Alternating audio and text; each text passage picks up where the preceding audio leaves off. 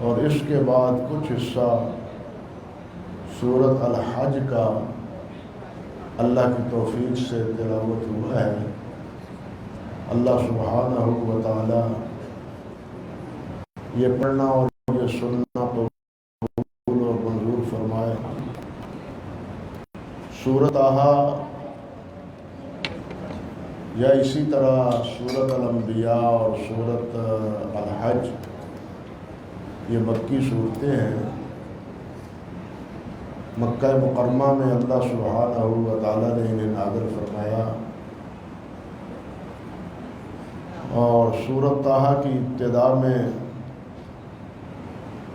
اللہ سبحانہ و تعالیٰ نے نبی کریم صلی اللہ علیہ وسلم سے مخاطب ہو کے یہ بات ارشاد فرمائی ہے کہ ہم نے یہ قرآن اس لیے نازل نہیں کیا کہ آپ کسی مشقت میں، کسی پشیمانی میں مبتلا ہو جائیں۔ ہم نے تو یہ قرآن مجید لوگوں کی نصیحت کے لیے اور ان کی بھلائی اور خیرخواہی کے لیے نازل کیا ہے، اور نازل بھی کرنے والا وہ ہے جس نے زمین و آسمان کو پیدا کیا ہے، مالک الملک۔ اس نے قرآن مجید کو نازل کیا ہے اور آپ کو منصب نبوت عطا فرمایا ہے۔ مکہ کے باسی مشرکین یہ عموماً نبی علیہ السلام کے بارے میں یہ چیمے گوئیاں کرتے تھے۔ کبھی کہتے کہ نبی علیہ السلام معاذ اللہ ثم استغفر اللہ ساحر ہیں، کبھی کہتے تھے آپ شاعر ہیں، اور کبھی کہتے تھے کہ آپ معاذ اللہ مجنون اور دیوانے ہیں۔ ان کی انہی یاوہ گوئیوں کا جواب قرآن مجید میں مختلف مقامات پہ اللہ ذوالجلال نے دیا ہے۔ اس صورت میں بھی اور آنے والی سورت الانبیاء کی ابتدا میں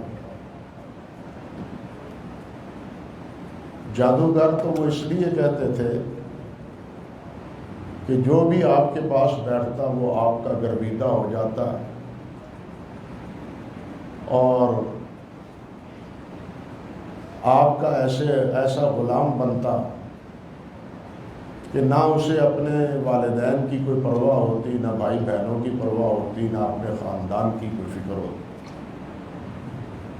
وہ سب سے بے نیاز ہو کے نبی علیہ السلام کی حلقہ بگوش بناتے، اور وہ کہتے کہ محمد کا جادو چل گیا اس پر، معاذ اللہ ثم استغفر۔ اس لیے محمد صلی اللہ علیہ وسلم جادوگر ہے، اور اس کے لیے مختلف اوقات میں واقعات بھی ایسے ہوئے ہیں کہ جس سے وہ ششدر اور حیران ہو جاتے اور آپ کو جادوگر کہتے، معاذ اللہ ثم استغفر۔ ایک دفعہ کا واقعہ مورخین نے لکھا ہے کہ ایک آدمی مکہ مکرمہ میں اونٹ فروخت کرنے کے لیے آیا، اور اتفاق کی بات یہ کہ وہ اونٹ ابو جہل نے خرید لی۔ اب جب پیسے لینے دینے کی باری آئی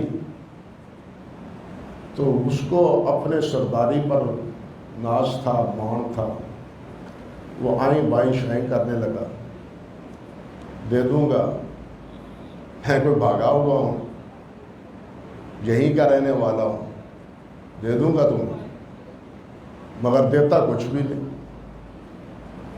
ایک دن وہ تنگ آ کے مکہ مکرمہ میں بیت اللہ میں آ گیا، اور بیت اللہ کے ایک طرف یوں سمجھیے دار الندوہ میں کفار جمع ہیں، اور وہ ان کے پاس چلا گیا۔ اس نے اتفاق یہ کہ اسی وقت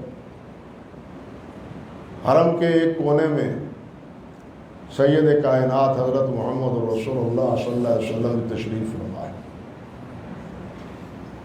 اللہ اکبر کبیرہ۔ وہ قریش مکہ کے سرداروں سے کہنے لگا کہ بھائی تمہارے سردار نے مجھ سے اونٹ خریدے ہیں اور وہ پیسے نہیں دے رہا، اچھا سردار ہے تمہارا، پیسے دلاؤ مجھے۔ وہ کہنے لگے وہ جو آدمی کونے میں بیٹھا ہوا ہے نا وہ پیسے دلا سکتا ہے، ہم نہیں دلا سکتے۔ وہ آدمی جو بیٹھا ہوا ہے نا کونے میں وہ دلا سکتا ہے یہ پیسے۔ وہ آدمی نبی علیہ السلام کی خدمت اقدس میں حاضر ہو گیا کہ جی آپ میرے پیسے دلا دیں۔ جب ساری داستان آپ نے سنی تو آپ اس کے ہمراہ چل نکلے، بلا تعمل آپ اس کے ساتھ چل نکلے اور سیدھے ابو جہل کے گھر گئے۔ وہ جو قریشیوں کے سردار باقی بیٹھے تھے انہوں نے اپنا ایک نمائندہ، اپنا ساتھی، کہ آج دیکھو کیا حشر ہوتا ہے محمد کا صلی اللہ علیہ وسلم، کیسے وصول ہوتے ہیں پیسے، پیچھے پیچھے جاؤ آرام سے اور دیکھو کیا نتیجہ نکلتا ہے۔ اب ہوا کیا، جاتے ہی نبی علیہ السلام نے دروازہ کھٹکھٹایا۔ دروازہ کھٹکھٹایا تو اندر سے جواب آیا کہ کون؟ آپ نے فرمایا محمد صلی اللہ علیہ وسلم۔ ابو جہل بھی حیران رہ گیا کہ نہ کبھی اس سے پہلے میرے گھر میں آپ آئے ہیں اور آج بغیر اطلاع کے اور بغیر مقصد کی کوئی سمجھ نہیں آ رہی کہ کیسے آ رہے ہیں۔ اس نے جناب دروازہ کھولا تو نبی علیہ السلام نے فوراً فرمایا اس کے پیسے کیوں نہیں دیتے؟ سردار بنے ہوئے ہو، پیسے کیوں نہیں دیتے؟ وہ کہتا ہے اچھا جی میں لا کے دیتا ہوں، میں لا کے دیتا ہوں۔ وہ اندر گیا، جتنے پیسے تھے، جتنی پونجی تھی وہ لا کے اس ساتھی کو دے دی جس سے اونٹ خریدے تھے اور اندر چلا گیا۔ اب وہ جو انہوں نے بندہ بھیجا ہوا تھا کہ خاموشی سے جاؤ دیکھو کیا بنتا ہے، وہ بھاگا بھاگا آیا سرداروں کے پاس۔ وہ کہنے لگا چودھری ہو آج تو انہونی ہو گئی، آج تو عجیب بات بنی ہے۔ کیا ہوا کہ محمد نے دروازہ کھٹکھٹایا صلی اللہ علیہ وسلم اور سردار جی نکلے تو انہوں نے کہا کہ پیسے دو اس کے، تو اس نے انکار ہی نہیں کیا اور فوراً کہا کہ میں ابھی لا کے دیتا ہوں۔ وہ بھی حیران، یہ مسئلہ کیا بنا؟ پھر چودھری صاحب جناب سردار جی کچھ وقت بعد حرم میں آپ بھی آ گئے، اکٹھے تو وہیں ہوتے تھے دارالندوہ میں۔ تو چودھریوں نے سردار جی سے پوچھ لیا سردار جی مسئلہ ہوا کیا، یہ کیا بنا آپ سے؟ وہ کہنے لگے کہ بننا کیا تھا، میں نے جب محمد کو دیکھا صلی اللہ علیہ وسلم تو مجھے تو ایسا محسوس ہوا کہ دو شیر کھڑے ہیں اور اگر میں نے کوئی چونچا کی تو وہ میرے اوپر حملہ آور ہوں گے۔ تو میں نے تو جناب اسی وقت یہی اسی میں عافیت سمجھی کہ جس کے پیسے دینے ان کو پیسے دے دیں۔ وہ کہنے لگے جل گیا نا جادو تیرے اوپر بھی محمد کا صلی اللہ علیہ وسلم۔ یعنی اس قسم کے جو واقعات ہوتے تھے، ابن شام نے بھی ذکر کیا ہے اس واقعے کو، تو اس قسم کے واقعات سے وہ یہ کہتے تھے کہ محمد معاذ اللہ ثم استغفر اللہ جادوگر ہے۔ اور یہ قصہ آج بھی چلتا ہے، بات نکل جاتی ہے ادھر ادھر۔ ہمارے یہاں جنگ میں چند سالوں کی بات ہے، ایک دربار پر وہاں کے ہمارے ساتھی ہیں میرے پاس آئے تھے، خود انہوں نے اپنی آپ بیتی سنائی۔ وہ آئے اور آ کے یعنی بتلایا مجھے کہ وہ وہاں ایک ٹھٹھی ہے، ٹھٹھی بڈھی، وہاں دربار ہے، تو وہ کہنے لگا اس کا جو ہے نا ماننے والا، اس کا پجاری کہنے لگا کہ یہ بابیورا کی جگہ ہے اور یہاں ان کے مزار پر اور ان کے دربار سے کوئی چیز اٹھا نہیں سکتا، اگر کوئی اٹھا لے نا تو وہ انسان مر جاتا ہے یا اس کا نقصان ہوتا ہے۔ تو میں نے کہا نہیں بابا جی کچھ نہیں کر سکتے، وہ تو اللہ کے پیاس پہنچ چکے ہیں، فوت ہو گئے ہیں، وہ کیا کر سکتے؟ یہ سب کچھ اللہ ذوالجلال والاکرام کی طرف سے ہوتا ہے یا شیطان کرتا ہے؟ میں نے کہا نہیں تم وہابی ہو، تم مانتے نہیں۔ میں نے کہا کہ اچھا اس دربار کی چادر میں اٹھاتا ہوں، اب بابا جی تمہارے جو ہے نا وہ میرا بھی کاٹ دیں۔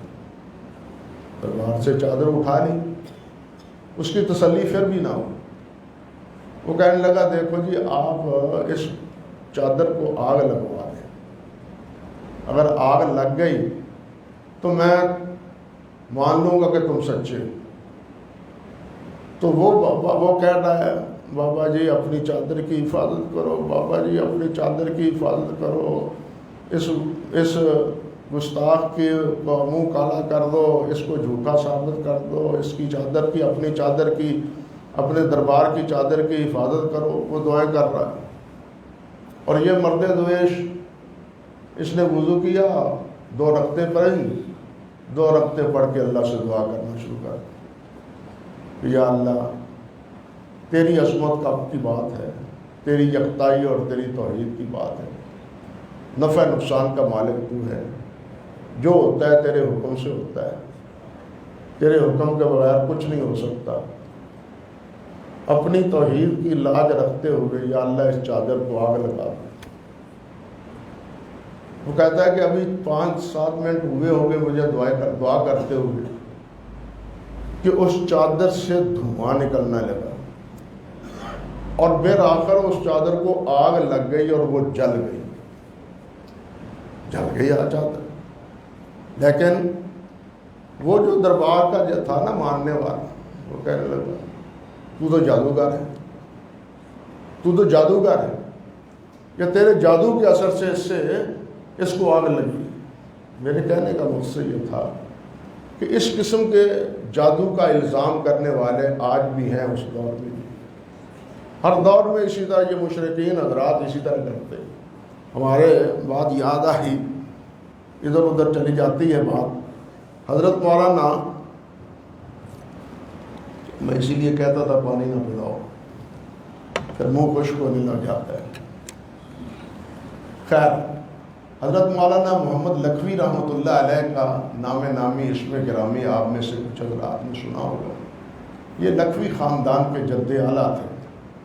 حضرت مولانا معین الدین صاحب اس مسجد میں تشریف لاتے رہے، یاد ہوگا کچھ ساتھیوں کا، مولانا معین الدین لکھوی رحمۃ اللہ علیہ۔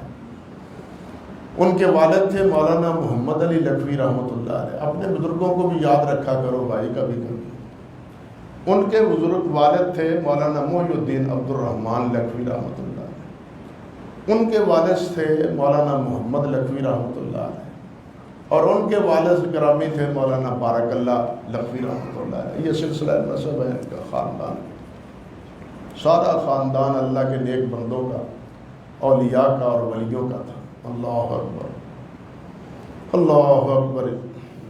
آپ حیران ہوں گے، بات یار ادھر چل نکلتی ہے کہ غلام احمد قادیانی نے ایک دور میں، یہ بڑا دور تھا، غلام احمد قادیانی نے نیا مجدد اور ملہم ہونے کا دعویٰ کیا تھا، اور وہ کہتا تھا کہ میں مسیح موعود ہوں۔ پہلے وہ مسیح موعود بنا ہے، نبوت کا دعویٰ بعد میں کیا ہے۔ تو جب اس نے یہ دعویٰ کیا تو اس وقت اس نے کہا کہ جناب میں اپنی حقانیت اور سچائی کی دلیل دیتا ہوں، تو نشانی بتلاتا ہوں، آسمانی نشانی، اور یہ جو مولوی مجھے جھوٹا کہتے ہیں، یہ مولوی پھر میرے مقابلے میں کوئی آسمانی نشانی دکھائیں کہ غلام احمد قادیانی یہ جھوٹا ہے، میں مان لوں گا۔ مولانا محمد حسین بٹالوی رحمۃ اللہ علیہ نے اشتہار اس نے دیے، اپنے پرچے میں اشتہار دیے، اشتہار چھاپے، خاموشی طاری ہے بر صغیر میں، کوئی مولوی صاحب، کوئی پیر جواب نہیں دیتا، بڑی بڑی گدیوں والے پیر تھے، خاموش۔ اب اس نے کہا کہ دیکھو میرے سچے جھوٹے ہونے کا آپ اندازہ لگا سکتے ہیں اس بات سے، جب میں نشانی دکھاتا ہوں یا یہ نشانی دکھائیں میرے جھوٹے ہونے کی، میں اپنے سچے ہونے کی نشانی دکھاتا ہوں، آؤ میرے ساتھ مقابلہ کرو، دنیا دیکھ لے گی۔ مولانا محمد حسین بٹالوی رحمۃ اللہ علیہ ماہوار رسالہ نکالتے تھے ارشاد السنہ، اس میں انہوں نے اشتہار دیا کہ قادیانی صاحب آپ جگہ مقرر کریں، وقت مقرر کریں، ہم اس وقت مقررہ میں، جگہ مقررہ میں آسمانی نشانی دکھائیں گے تمہارے جھوٹے ہونے کی، ہم دکھائیں گے جھوٹے ہونے کی کہ تم جھوٹے ہو، کذاب ہو۔ اب جب یہ اشتہار آیا تو اس نے پیتڑا بدلا، وہ کہنے لگا پہلے آدمی بتلاؤ کون آدمی میرے مقابلے میں آئے گا۔ مولانا نے اس کا جواب دیا اگلے پرچے میں کہ تمہیں نشانی چاہیے کہ آدمی چاہیے؟ تمہارا مطالبہ آسمانی نشانی کا تھا، آسمانی نشانی چاہیے یا تمہیں آدمی چاہیے؟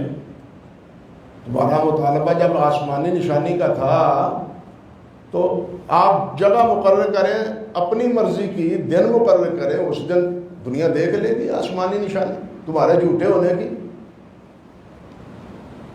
مولانا نے یہ جواباً اشتہار دیا، لیکن غلام احمد قادیانی اس طرف پھر نہیں پلٹا اور اس نے جواب دے دیا، اس موضوع کو چھوڑ دیا اس نے۔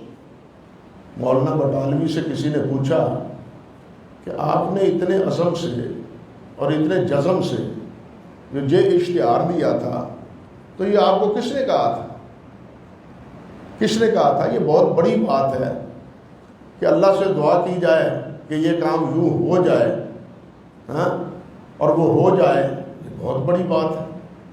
کسی ایک معجزے کا یا کرامت کا ہونا یہ تو من جانب اللہ ہوتا ہے، انسان کے اختیار میں تو یہ بات ہے نہیں، اس لیے یہ آپ نے کس کے کہنے پر یہ اشتہار دیا تھا؟ مولانا بٹالوی نے پھر راز اگلا، پھر یہ بات بتلائی کہ مجھے مولانا محی الدین عربی عبد الرحمن لکھوی رحمۃ اللہ علیہ نے فرمایا تھا کہ دو اشتہار اور ہم ثابت کریں گے کہ غلام محمد قادیانی جھوٹا ہے، آسمانی نشانی اللہ تعالیٰ کی طرف سے آئے گی اور وہ اظہار کرے گی کہ یہ جھوٹا ہے۔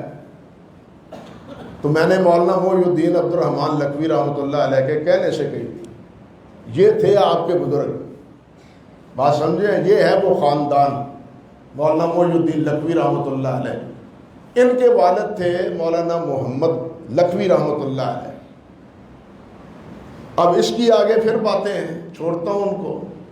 مولانا محمد لکھوی رحمۃ اللہ علیہ جا رہے ہیں، عصر کی نماز کا وقت ہوتا ہے، تو وہ اپنی اونٹنی سے اترے، تو اتر کے انہوں نے نماز کا ارادہ کیا۔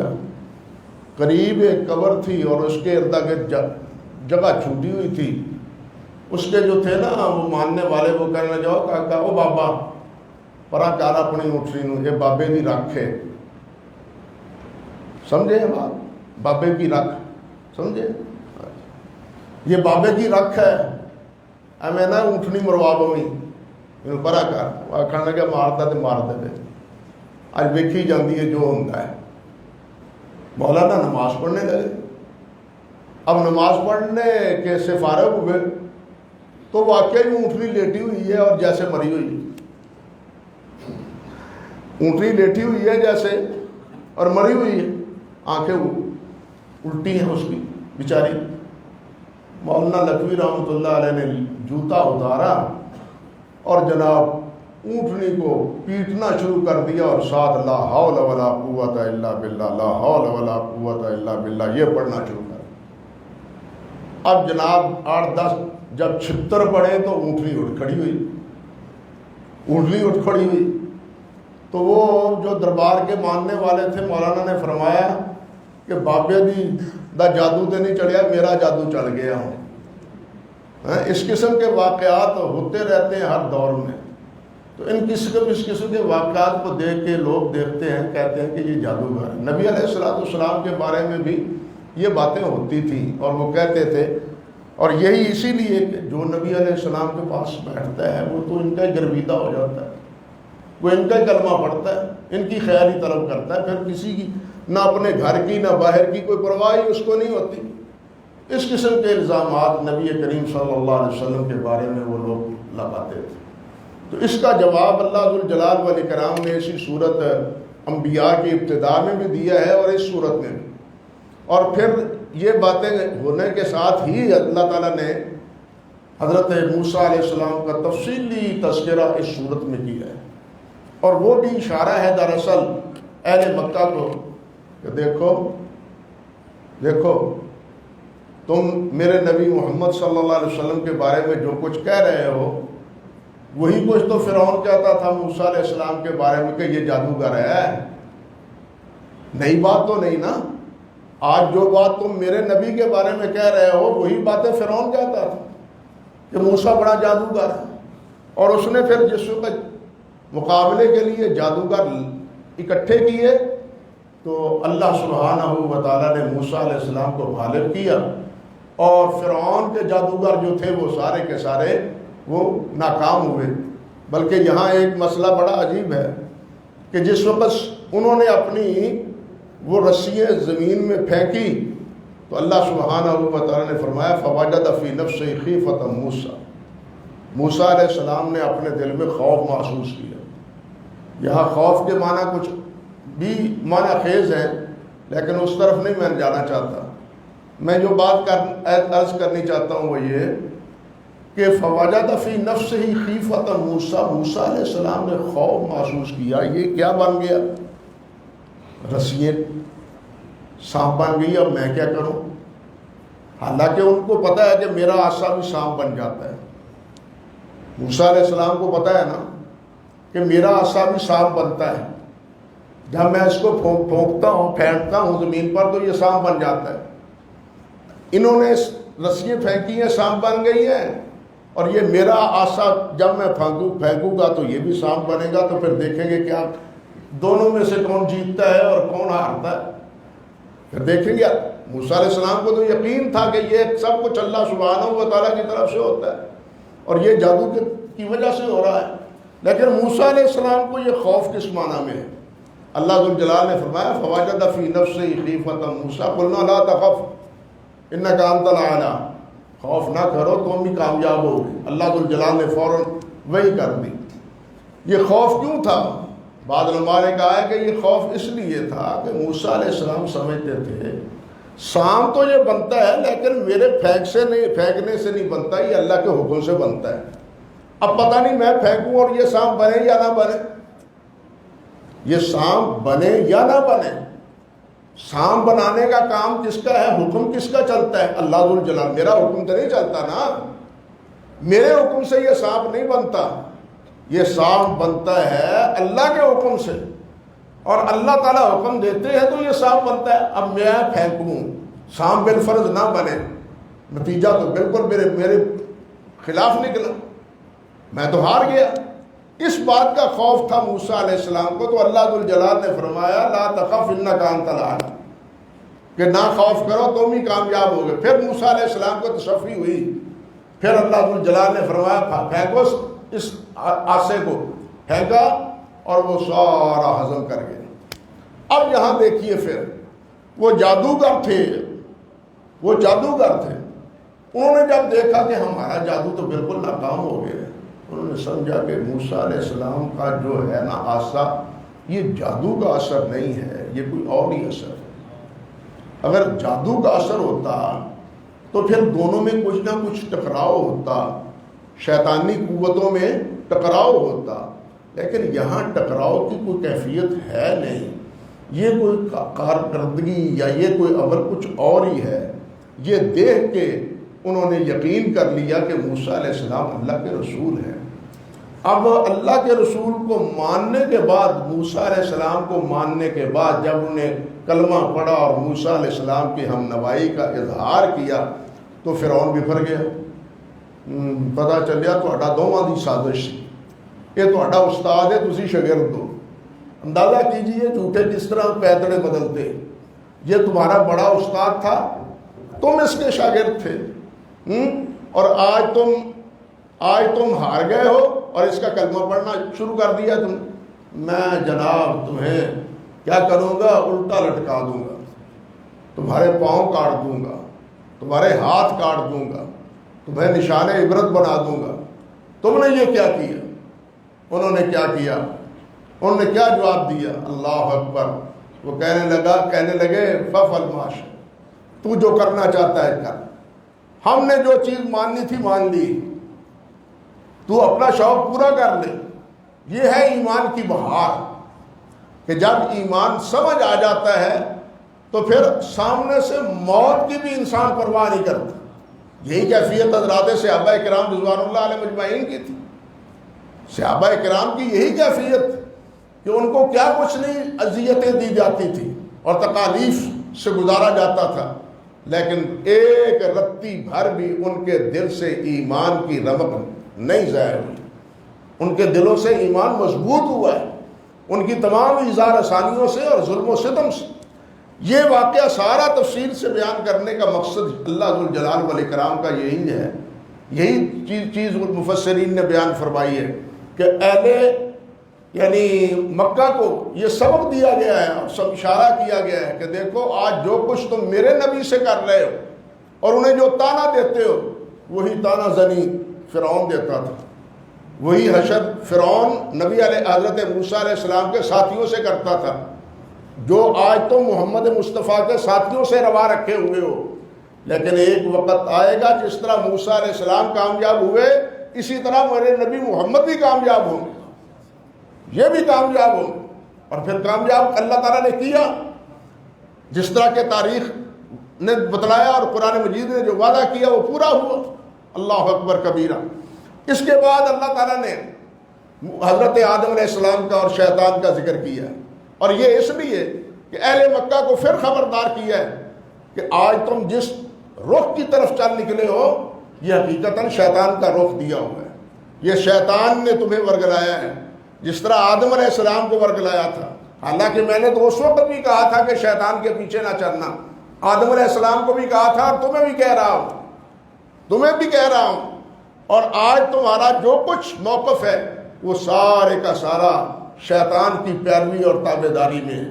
اور یاد رکھو میں نے تو روز اول کہا تھا کہ جو میری نازل کی ہوئی وحی اور پیغام کی مخالفت کرے گا میں اس کی معیشت تنگ کر دوں گا، میں اس کی زندگی تنگ کر دوں گا. عبداللہ ابن مسعود فرماتے ہیں کہ اس سے مراد قبر کی زندگی، اور قیامت کے دن اس کو اندھا کر کے اٹھاؤں گا.